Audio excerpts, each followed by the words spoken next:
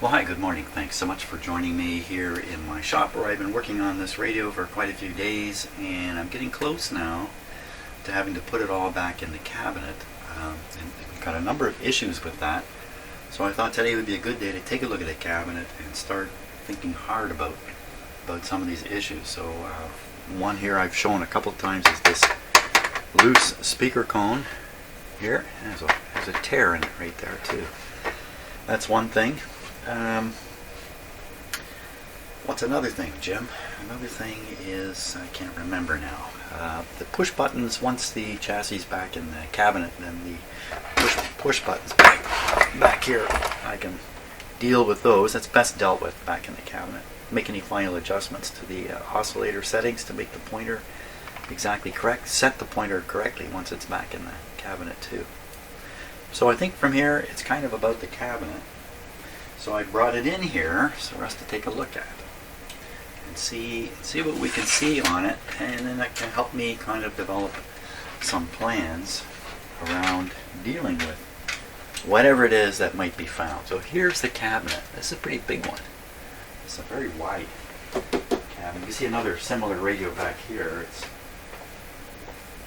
like that, much smaller. So this guy's been worked on pretty hard. The whole cabinet has been refinished. That's, I'm sure, not the original color. I've never seen a reddish looking cabinet before. It's okay though, looks good.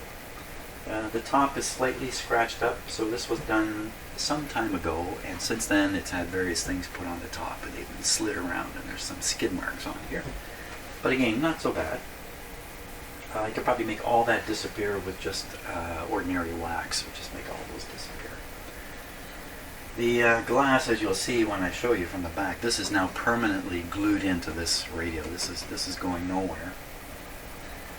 And the most, I don't want to say egregious, the most glaring thing about this is the cloth down here just isn't right at all. It's a nice cloth, but it's one uniform color. It has a pattern to it, but it's one uniform color, and you can see what's happened. It's a little hard in the camera, but here it's picked up some staining here and here, just a wee bit here, and good luck cleaning that off.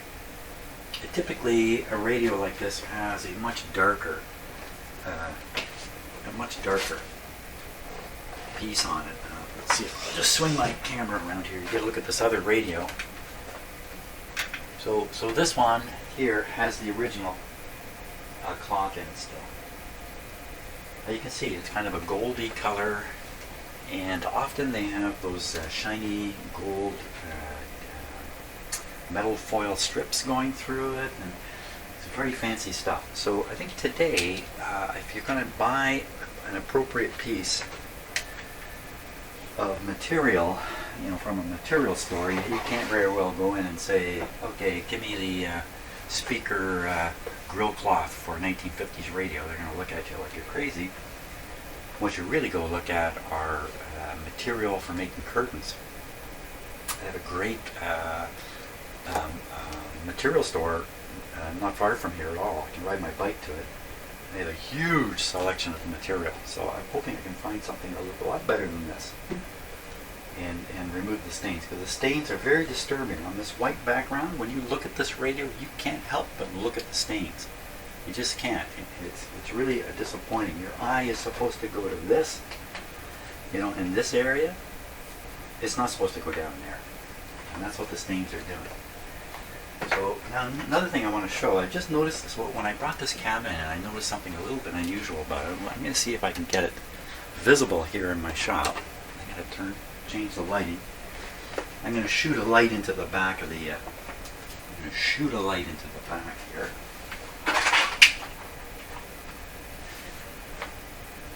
Not quite like that. Not quite like that. Let's try it like that. Okay, a little less light on that. Wow, isn't that cool? I wasn't expecting that. There's a bit of a story being told there. No, but I really don't want you looking down here at this interesting stuff down here. I want you to look at this little piece of light. up here. Can you see my hand? Can you? Here in the corner. There. Let's try there. I'm blocking it. What is that? What is that? Now I'm going to move the light around here. Just to see if I can reveal even more. Okay, so see the light leaking through this side, over here, and leaking through this side, Jim. Up in here. Actually, this is where my hand is. It's up in here. That light is coming through up here. Okay, I've never noticed this on a radio before. It's also coming through right in the side here. Oh! Yeah, poor camera can't focus here. Give him something to focus on. It's coming through this edge. There's light leaking through all over the place. And I think what that means is somebody took this cabinet apart. I think somebody took this top right off. And when they put it back on, they just couldn't get it sealed anywhere as near as tight. Okay, well, I could be totally wrong about that because I would think most people would never want to take the top off a radio like this. I really have trouble believing that. But so the other explanation for leaks of light all through here is this cabinet was never well built. Or simply over time the wood has shrunk, it's dried right out. Different pieces of wood, different types of wood have shrunk different amounts, they pulled apart a little bit. You know, in cabinet making there's a big challenge. I don't know how many people would know this, but if you look at any cabinet, you know, a swing cabinet door, let's say, to a piece of fairly expensive furniture, you'll see the frame around the door, and then there'll be a panel, of course, in the middle. And you might notice that that panel's actually loose. You can actually shake it around a little bit. It's not sealed to the frame of the cabinet door. This is true of all kinds of doors, by the way. Well, that's because the door frame will change size differently than the panel will, and they'll tear each other apart. So, there's a couple things about that. And I don't know if this is true of these. Did they make these the same way? They made sure that there was some room to move in here? They expected gaps to open up in here? I don't think so. I've never seen it before. Don't think they were using glue so much back then, but you know, I don't really know how they were doing this. So what's the upshot? If somebody took the cabinet all apart and put it all back together, I guess it doesn't mean much to me really at this point. I'm just curious about all these light leaks on it. And I'm just curious about, you know, what journey has this thing been through, because I'm now adding my little piece of effort to its journey. And let's take another look here.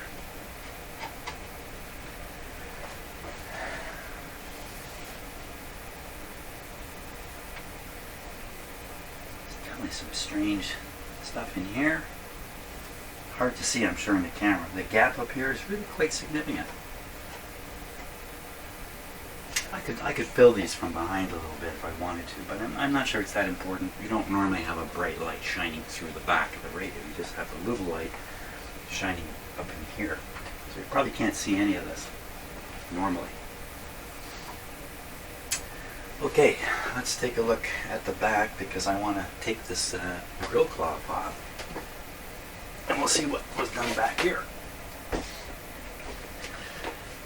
Now, I noticed first time I looked at this radio that this piece of wood just does not look right. Now, it's just possible it was out of the radio, and whoever did the refinishing, it looks like they got the hole inside too.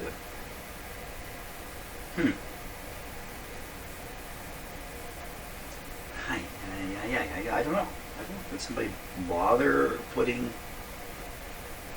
I don't know what to think of that. And you can see, I'm pretty sure, can you see? You really can't see it clearly, but this is just full of hot glue here. This is just majorly glued in everywhere. So, looks like it's okay. Great. It's not moving. That's for sure. So here's something. So this board doesn't look right. I'll take that back. This board has to be right. It has the asbestos on it. It's got the drillings for the lockdown screws. It's got the drillings for wires to pass down through.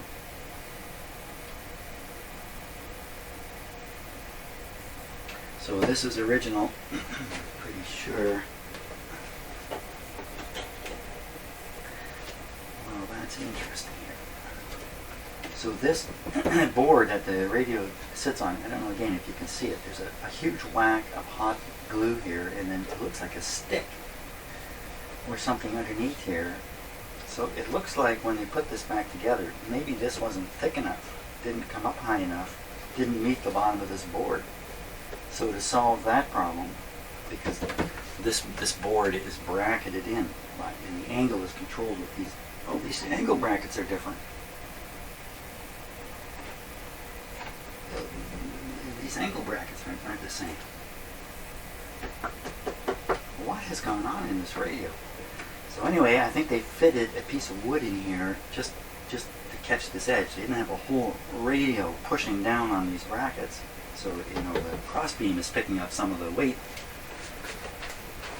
I got my back to the microphone here, or do I?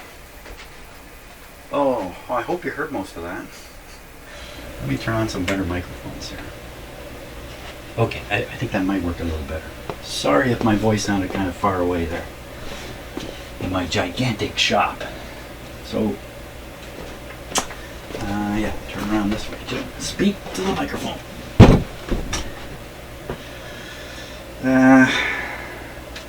What else can I see in here? We want to go after that speaker. So in terms of doing something about this, I better do nothing about it, because I don't want to disturb all this. Whoever put it in there, got it in there, I'll leave it. The asbestos sheet, I'm going to have to think a little more about. It looks pretty good. It's got some parts here that are, when you put the chassis in and out, it scrapes across them. It scrapes up the fibers. But maybe I'll just leave it for now. Let's get down and take a look at that.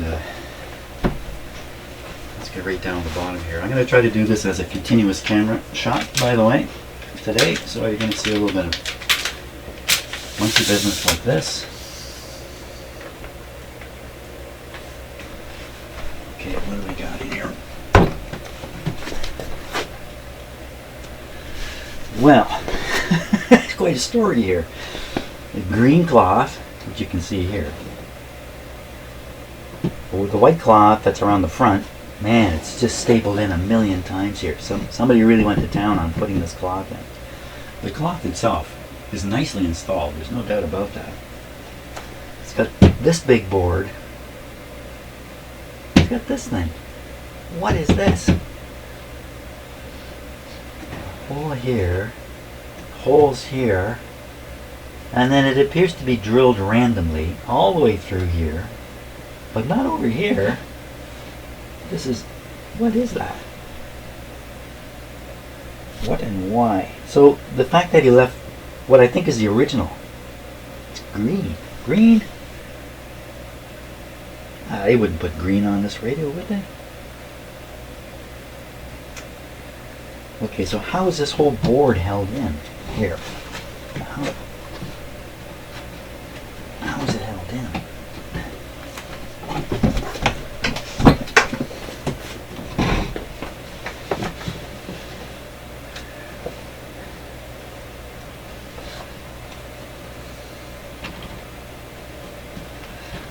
So these are the posts that are going to grab the speaker, pull the speaker in. There's no evidence that there was ever a special ring around here that's now missing, because I suspect there's something missing on the speaker. You know, the ring to hold the cone in place. No sign of it on here. Okay, so there's a big screw through here and two screws through here. I'm pretty sure that's what's holding this whole thing on. 3 screws. Okay, let's see if I can get them out of there.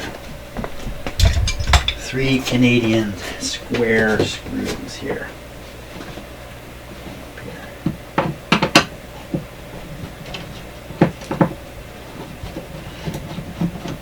So this upper cross piece appears to be just pressure fit. Just, it's not even attached really.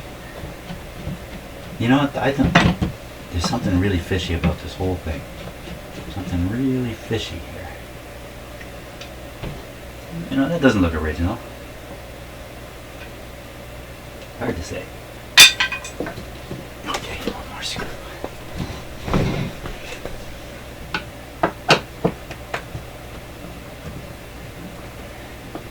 So that's not a lot holding this thing together. 3 screws. Oh, it's just holding that board on. Okay, so I'm going to lay this cabinet right down on the floor. Well, on second thought, I don't need to now. Hey, what's that? A discovery. Hang on a second here.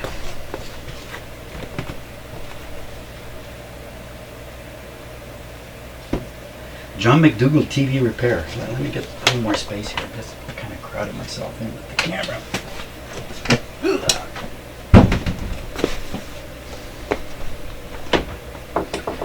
Okay. Was this put here so someday a guy like me would find it? This was hidden, right? It's hidden.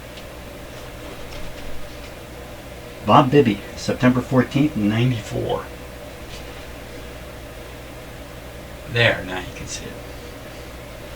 Good thing it was paid for. $56. What did he do? Radio. 7 right here. 7 capacitors, $10. Dial cord, 50 cents. Really? Bulbs, 2 of them for $1. 1 resistor, 50 cents. Total cost? Wait a minute. How do you add 10? How do you add this and get 40? Oh, service. Service, $40 for the service. $40. Doesn't say anything about the grill cloth or anything. But look where this is. This is taped on the front of this. How did it get here? So either the owner at the time, for some reason, thought it'd be smart to stick this bill here. It's kind of interesting. Or I don't know. Who knows? I mean, it was put here on purpose, wasn't it? Okay, it's not a gold bar, but it's something. So then let's look at these screws here. So these are typical speaker screws, pointed. Think about this. When you bring this cone, the speaker up to put it on there, if you miss, this will go right into the cone. You gotta be a little careful with these guys. It's got a ridge here and a cross piece here. But there's more. So this was probably all there was originally. I don't know. Let's take off this next one. How do we do that? How do we do that?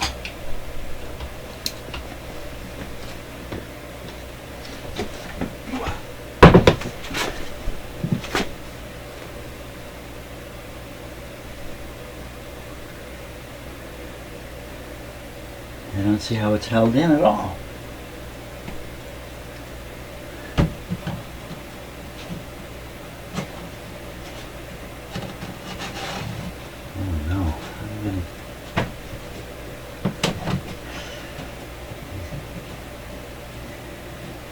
Stapled it in? I think it's just stapled.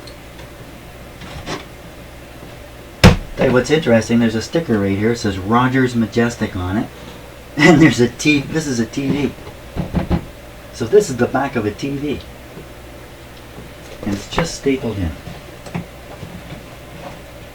I think.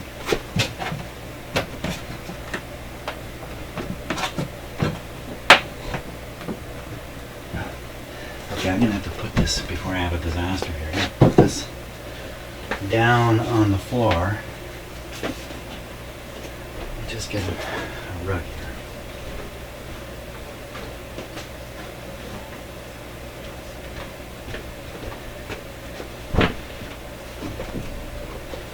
Okay, put it down here. There we go.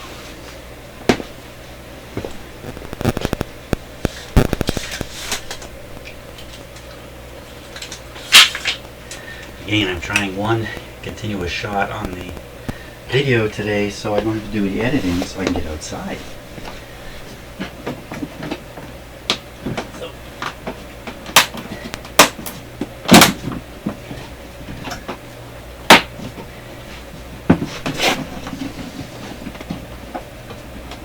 Now, why did somebody do all this? What was going through their head? This had to be done. Oh boy.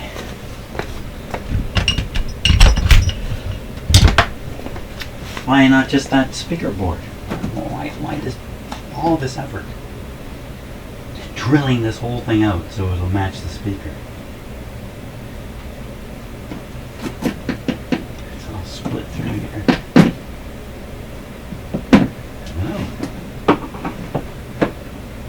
I suppose people will be looking at the radios I've worked on 10, 20, 30 years from now going, well, why did he do this? And why did he do that? Well, the answer is in the videos. I need to get a better tool here.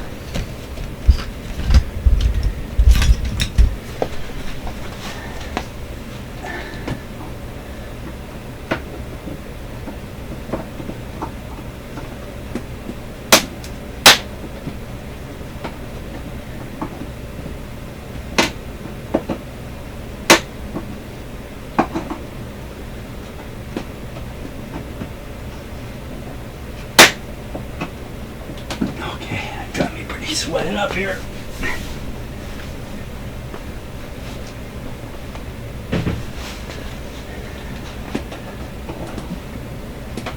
Oh, okay, so those ones are tough. They are tough guys. I am tougher. Got my powerhouse screwdriver.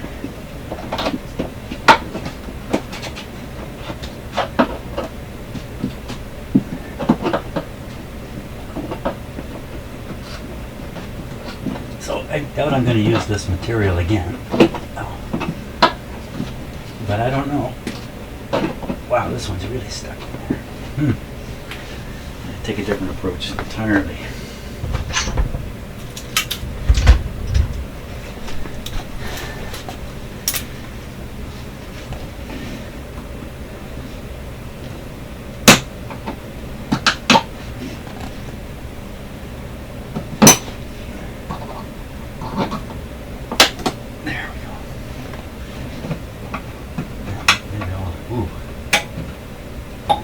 Myself cut here for sure.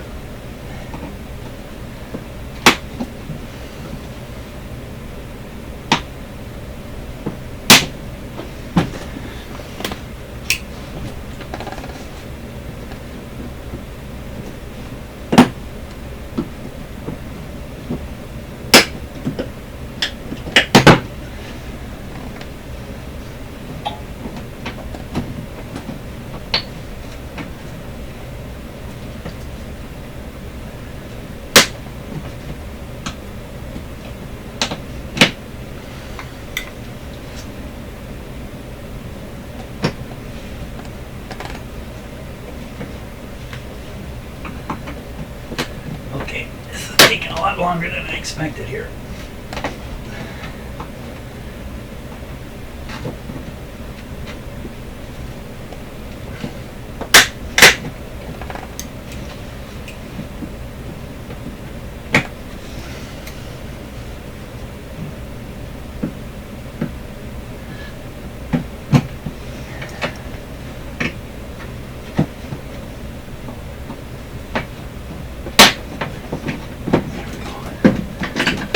There it is.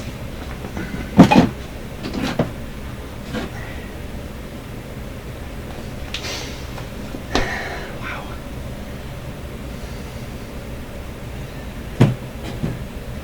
Well, now that it's out, I can really see the dirt that's actually built up on it. So this was done quite a while ago. And I'm sure they didn't do this and then immediately throw a stain on it.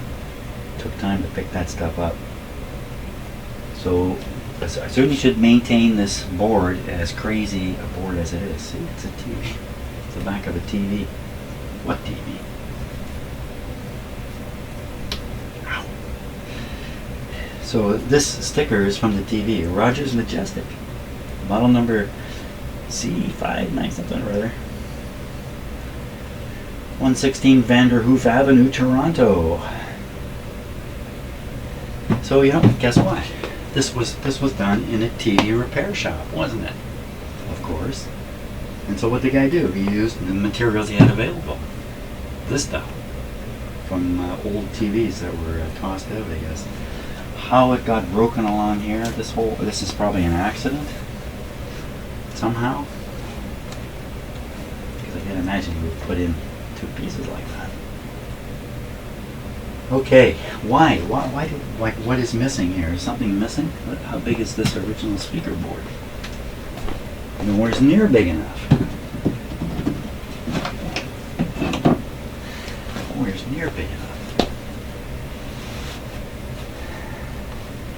Well, there may be more to the story here that we just don't know. That the original speaker backboard is just gone, and that's what forced the guy to do this. But what did he do here?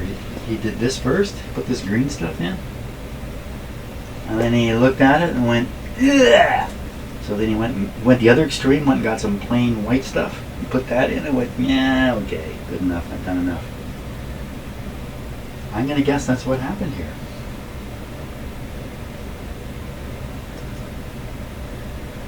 Okay, so I think for me it's pretty straightforward, really. Recover this. Pull all these staples out of it. Maybe it's not quite so simple. Anyway, I've now got enough stuff to think about here about what to do next, what's involved. It's very straightforward. Go off and get some nice material and put it on. I can't see that.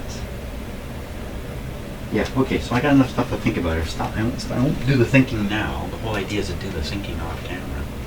Or at least to make you think I do some thinking off camera. That would be good. And that's it. I think that's just about all I can do today on this. For now, anyway, because I got to get on my bike and go to the fabric store. Fabric Land. That's where I'm going. Fabric Land.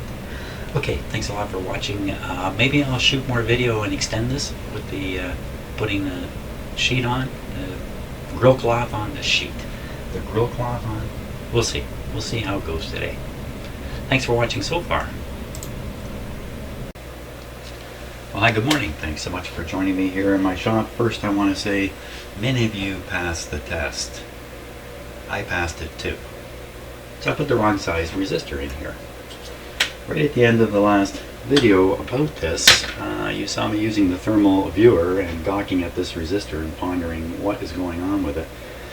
And then I kind of ended the video without actually looking to see what's going on with it. It just took one moment to look at it and realize I got the wrong size resistor in there. So how did I manage that? Tremendous skill and experience. So here's one that's closer, this one here.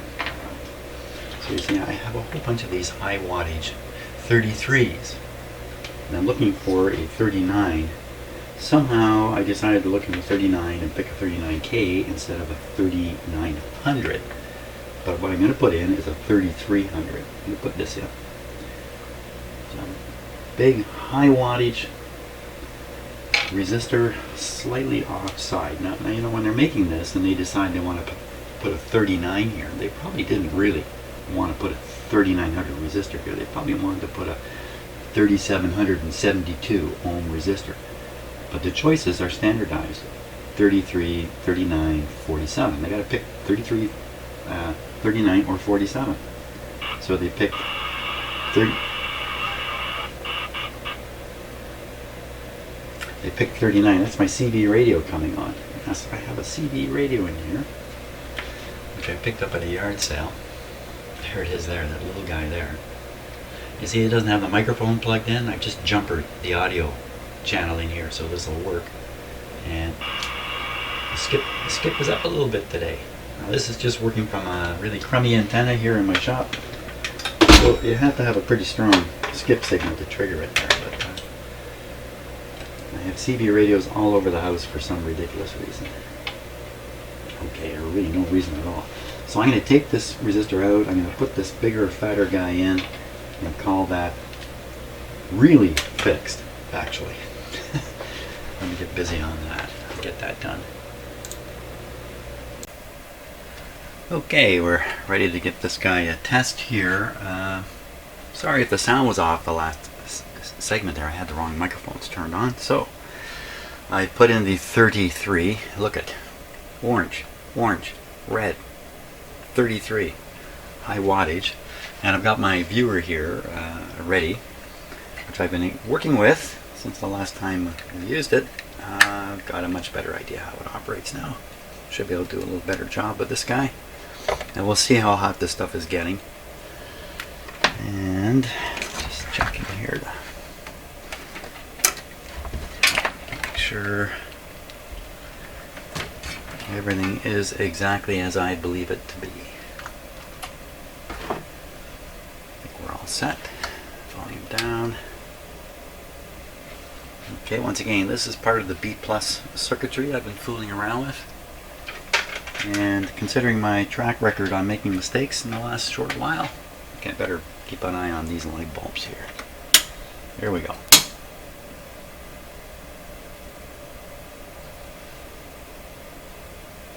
Good show. Okay, all is normal.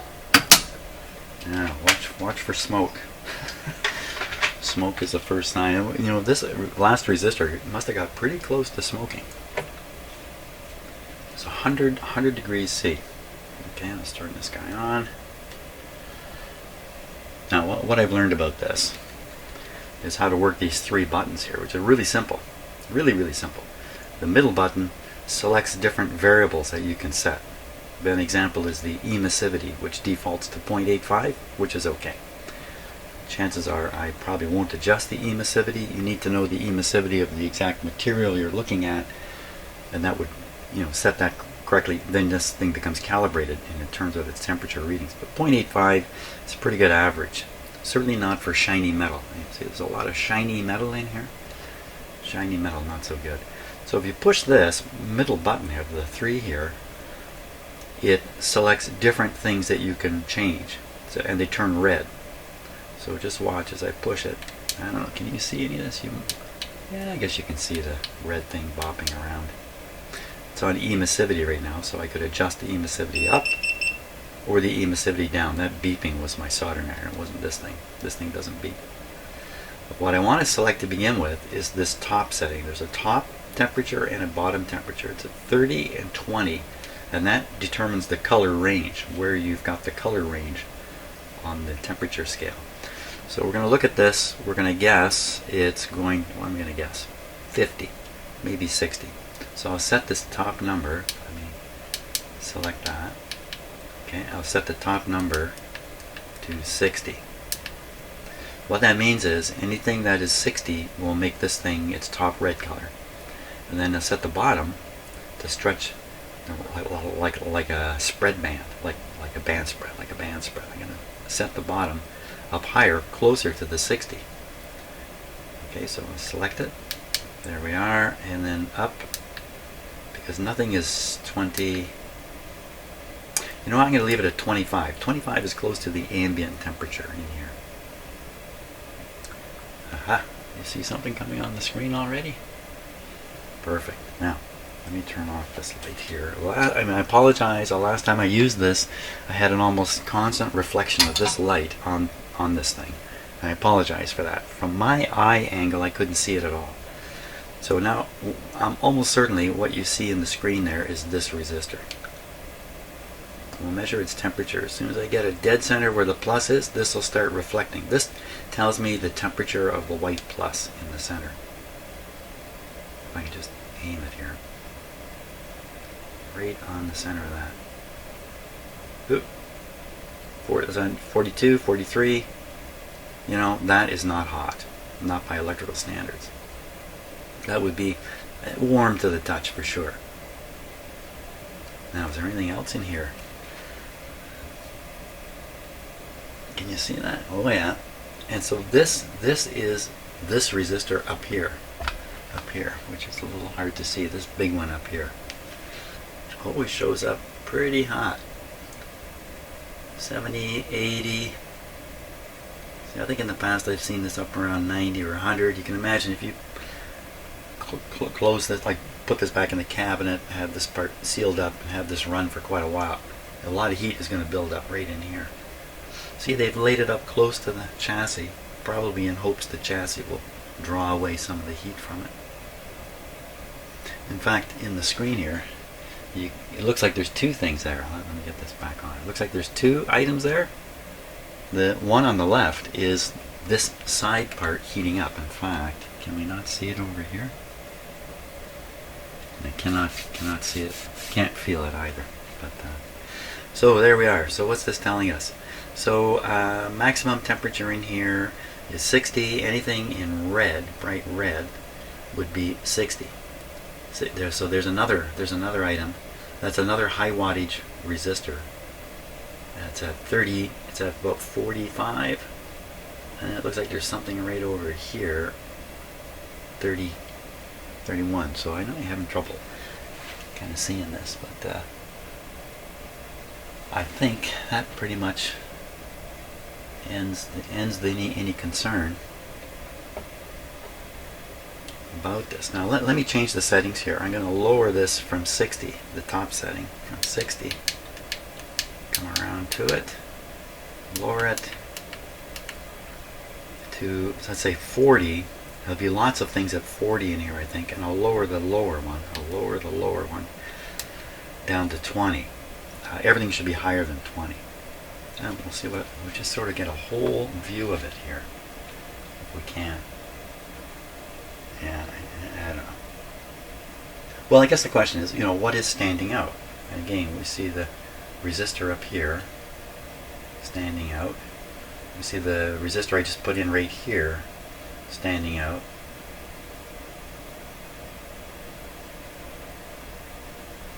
And that's it. Nothing hot. Everything good. Excellent. Excellent. We should listen to this, shouldn't we? Should we turn it up? Just to just to be sure it's actually working. Because you're the best player in the NBA. Boom. Great answer, but it's also great. Better than ever. Stand near the truth. And that doesn't change because he's moved off to Los Angeles. And I'm not gonna lie.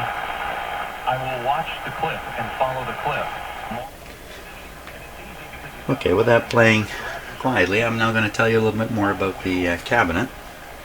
So you will have watched sort of my preliminary look at the cabinet, and the purpose of that was to get all the issues into my head so during the day I could think about them and come up with solutions. So one of the issues is all about this speaker. This is probably the biggest issue. And this loose, totally loose piece here. There's nothing holding it in place. It's just totally loose here. So a couple of things I've done. One is going across here. Okay. This part of the speaker is higher than the frame. So this has to go into whatever opening there is. Now, I'm assuming this is the right speaker for the opening. Let's check it out. I can check it out very quickly. I just use this. So this is the size of. This has to be poking right through the opening here. So let's take a look. The opening is right down here. Oh yeah. So this will easily. In fact, if I bring back the size of the opening here.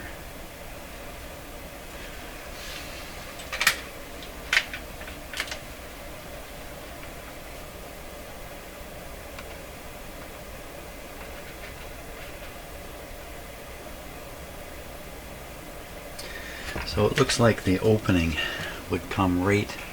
In fact, you know what? You can see a bit of a line here, a little bit of a dirt line. You can kind of see it in the camera too. So I think this is where the hole is, out here. It's not very good. It's not very distinct. The next thing is, like a lot of these things, it expects a gasket to be utilized. The gasket would run along here, This would be a flexible material of some sort. And you tighten down the speaker and clamp the gasket against the board over there we were just looking at. So no gasket, no gasket fell out, it's just missing. So I need to replace the gasket. The thing is, when you screw these down, there's a limit to how much squeeze you can put onto here because they anticipate a gasket. You don't want to squeeze the heck out of a gasket, right? So this edge is lifted here, can you see? Or another way of looking at it is they've taken the lifted edge and flattened it here to put the hole in. So you can only tighten this up to the point where this metal edge hits the board. So I need something that'll fit in here that will work as a gasket. This is the material here I'm going to try. So this I picked up at a yard sale years ago because I thought it was a bale of black wire. I was disappointed when I got it home and discovered there's no wire in here. This is probably really old, wire cover you would use in your radio. Slide it over the leads. I don't know what this is. But in any case, it's actually a tube, a bit of a hollow tube. It has some compressibility and some springiness to it. Turns out its dimension is perfect for here. If I lay it up like this, okay, it's just ever so slightly. Yeah, slightly is right. Ever so slightly bigger than this edge. So that means it will be pushed down onto here. So I can run this all the way around like this. And another solution is to put some kind of foam in here or felt. So if you had a felt, I have some felt somewhere, but it's much too thick for this purpose. It's really thick stuff. So I think I'm going to try this. I would probably either I got to stick this onto the board so it's in the right place, or stick it onto here somehow. I think I'd probably rather stick it onto the board than stick it on here. And that's the solution for this problem, I believe. That's my current thinking on that. Now I went out and I bought some cloth for the front of the radio. You can kind of see it all bundled in down there. Let me turn this around here. Then I saying something wonderful about my Fabricland store so close to here I can ride my bike to it. It's closing in 6 weeks. Son of a gun. But here's what I got. Oop.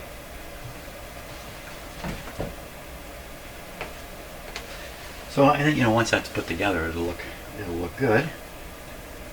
It's certainly dark and matches the reddish wood color here really nicely. Let me pull it out. Okay. I don't want to tear it or anything. So here's the original, right? This white color. Now I've got to make some decisions about this backboard and what to do about it. Ouch. There's staples sticking out everywhere here. I'm going to get my hands punctured for sure. So as I said before, the clever guy who did this last used the back of an old TV. I think he thought this hole that was already in the TV thing, this is probably where the picture tube kind of stuck out a little bit. I think he thought that was going to be enough. But then when he got going, he decided he would drill holes in the rest of it because he decided that hole wasn't big enough. So he filled this full of holes. And how effective is that? So I got to decide, and this board is, it's broken off here anyway. So I don't have anything exactly like this. I do have some material I could use, but it's thinner than this. Now what I'm thinking right now is leave this completely intact the way it is. Maybe somehow try to make this a little more rigid here, but I don't know if it really matters once it's back in the radio, really. I'm thinking of cutting this out to a larger hole. Get rid of this stuff here. Shouldn't be too hard. Somewhat larger hole anyway. Don't know what this schmozzle is here. So I'd leave the mysterious green and the white, just leave it on there and put the new stuff right over top of this because this is sized correctly. fit it back in. Even with these loose pieces, I think I can probably do enough to make this rigid enough to be fine. Let's face it, I mean, you're not supposed to, kick it. You're not supposed to kick it, so that's my thinking there. That's my plan. My plan of action. And that's about it, really. It looks like whoever refinished this cabinet really took it all apart, including some of the boards out of the back, and then sprayed it with stain, top to bottom, inside and out, because the whole thing is this color. Inside too. And then I think they may have mixed and matched a couple radios together to get it to this. I'm not sure of that. Or he may have had another one of these somewhere and kind of put them together. There's a few things that are just a little curious about how the antenna is mounted in there. Otherwise, there's no showstoppers.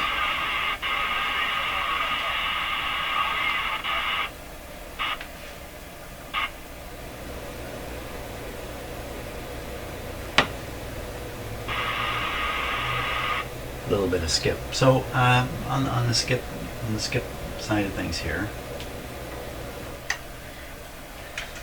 you notice I've got my CB radio on channel 6. So channel 6, I have learned already, is the place where the CB guys down in the States hang out, who have got powerful amplifiers on their radios. Shame on them. And the result of that is there's enough power in their amplifiers that even when the skip really isn't apparent for an ordinary radio, their radios are coming through. So I don't know what kind of power they're using, 100 watts or probably more, some of them. But on channel 6 you can often hear them. And the rest of the channels only when the skip is really strong. So CB. How do you like that? By the way, I bought 3 CB radios. Did I mention this? 3 CB radios all at once at a yard sale. One of them still brand new in the box for $15, and that's what got me going with CB radios all over my house. And nobody to talk to. Okay, I think that's where we stand today. Radio fixed. I think I got all my mistakes straightened away in there now. And ready to finish off the cabinet, put the radio back in it, and try to do the last 1 or 2 things to it. Fantastic. So thanks a lot for watching, and this video was shot over 2 days. Today, excuse me, today is the 8th of July. See you tomorrow.